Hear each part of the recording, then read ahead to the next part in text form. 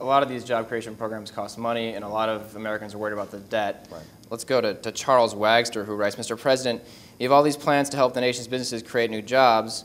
All these programs you plan on making will cost money.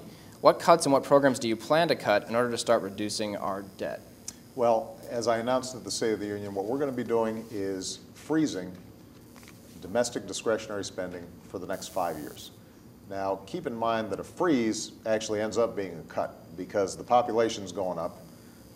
You end up having some slight inflation, and when you combine both increased population and inflation, just keeping things stable actually means we have to cut programs. And what sorts of programs do you think are going to get cut? You know, we're going to be announcing our budget, so I don't want to give too much details because then nobody pays attention when we actually put the numbers out.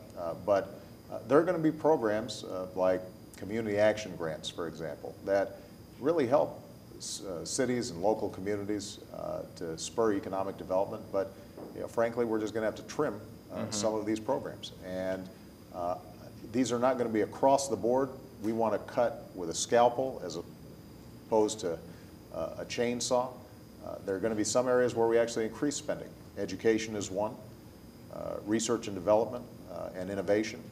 We need to make sure that we're staying on the cutting edge of new technologies. But we're going to have to make some serious decisions. I can tell you that the budget is going to end up saving $400 billion or so.